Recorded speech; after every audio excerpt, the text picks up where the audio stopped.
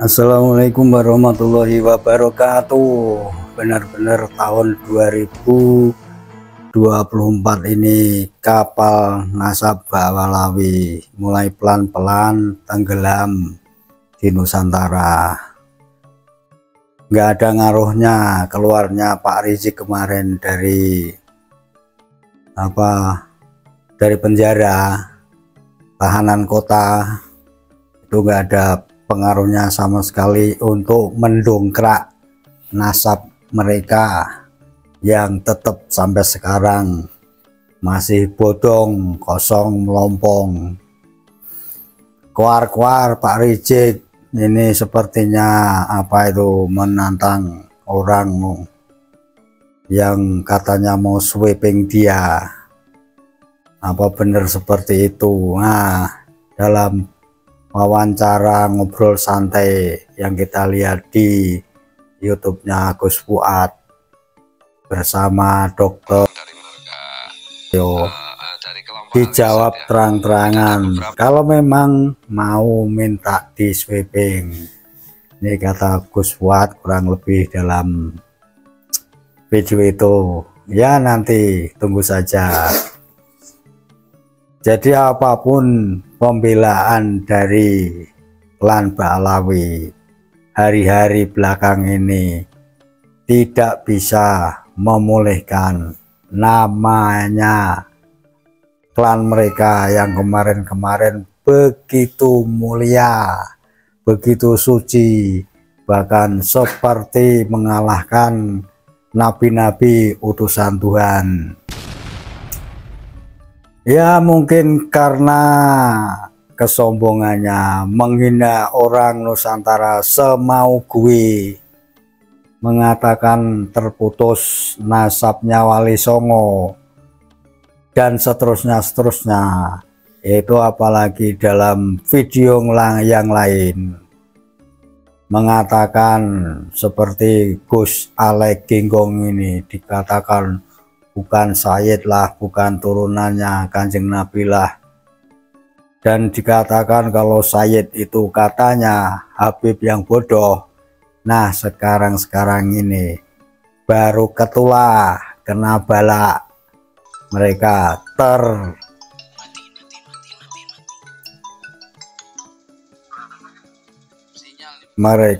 betul-betul terbuka kedoknya selama ini.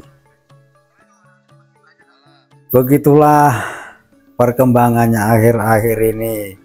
Terus lagian itu betul kata Gus Fuad 1 tahun yang lalu itu dia mengatakan siapapun ulama kita, Kiai Nusantara, kalau membela Ba'alawi, nasab Ba'alawi kurang lebih, mau wali kek, mau kiai kek, mau ulama kek, akan dicabut kewaliannya, akan dicabut karohmahnya, atau sebangsa itu kewibawaannya akan luntur di hadapan anak-anak Nusantara.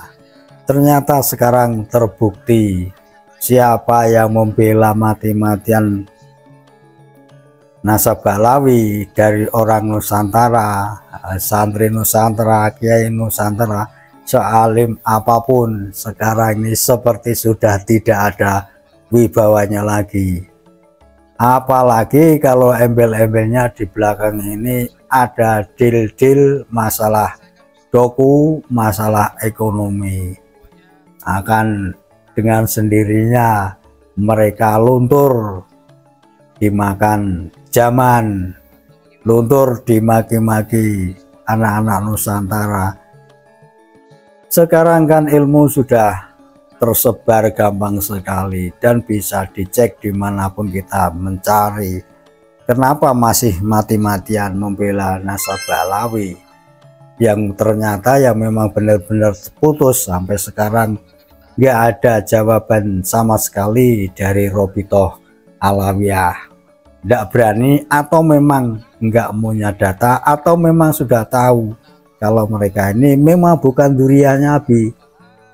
Bahkan kita dengar juga kan ada apa itu kuis sekitar diberikan kepada siapapun yang bisa menjawab tesis Kiai Haji Madudin Al-Bantani dengan uang 2 miliar. Pernah dengar kan, pernah melihat kan.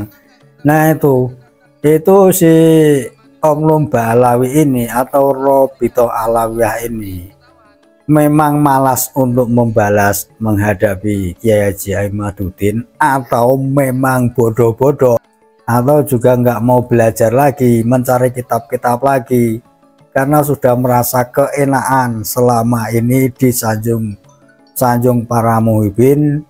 Ada yang memang sepertinya itu ada yang tugas dawir sendiri, ada tugas yang ngotak-atik sejarah sendiri, ada yang tugasnya membelokkan makam, memalsu makam. Sepertinya seperti itu, ada bagiannya masing-masing.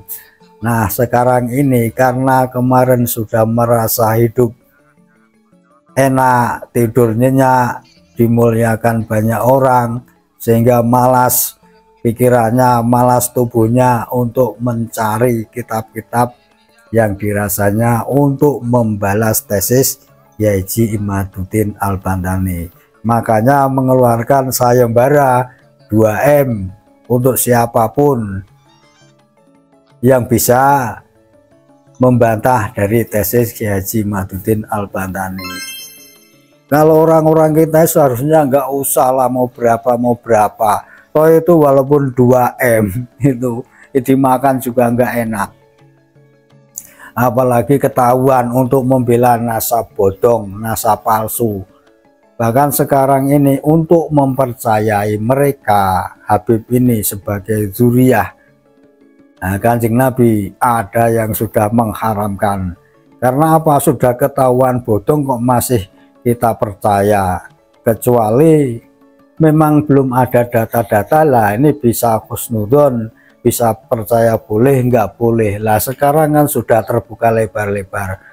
Seorang ulama atau seorang kiai atau seorang santri, mau alim seperti apapun, kalau tidak mau melihat kenyataan ini, anti teknologi, anti ilmu pengetahuan, apalagi ilmu biologi yang urusannya kan ke genetika, ada lagi filologi, ya bakal nyungsat, diketawain anak-anak kecil. Oh begini toh ulama kita, katanya alim kok dengan ilmu pengetahuan malah mengharamkan tes DNA segala macam. Ini apa-apaan ini? Nah, jadi benar kata Gus Fuad setahun yang lalu kurang lebih, mereka sekarang kena tulah, pangkatnya sebagai ulama merosot tajam, kewaliannya dicabut karena membela klan Balawi yang mengaku keturunannya Kanjeng Nabi.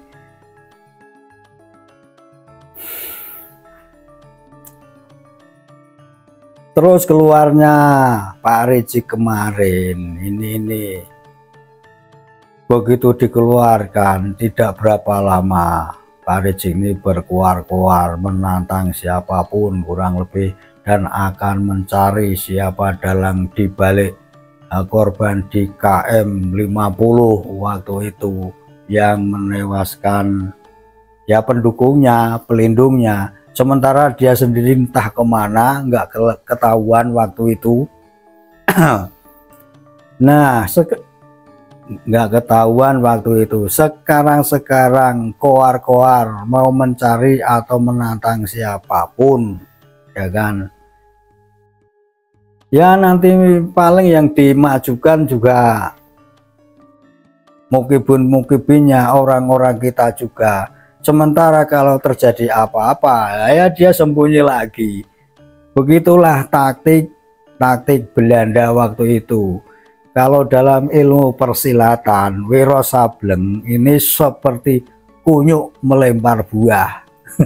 Masih ingat kan jurus kunyuk melempar buah? Jadi buahnya dilempar, dia sendiri kunyuknya menyembunyikan diri, mencari keamanan dan kemenangan. dengan mengorbankan buah yang dilemparkan ke arah musuh. Jangan mau, kita ini sudah tahu trik-trik mereka atau taktik-taktik mereka selama ini untuk membodohi kita. Masihkah kita akan percaya kalau mereka ini duriannya Kanjeng Nabi? Duriannya Kanjeng Nabi kok tiap hari jadi provokator, bikin negara nggak tenang, bikin kuping panas, nah, apalagi bikin orang emosi, dan seterusnya. Yang paling baku, yang paling luar biasa, berani mengaku sebagai zuriyahnya Nabi. Islam model apa gitu? Orang Islam kok mengaku bahwa dia cucunya Nabi? Kan ini sesuatu yang apa ya, membahayakan kalau kita percaya. Terima kasih sudah bersama kita. Jaga Nusantara tetap jaya. Assalamualaikum warahmatullahi wabarakatuh.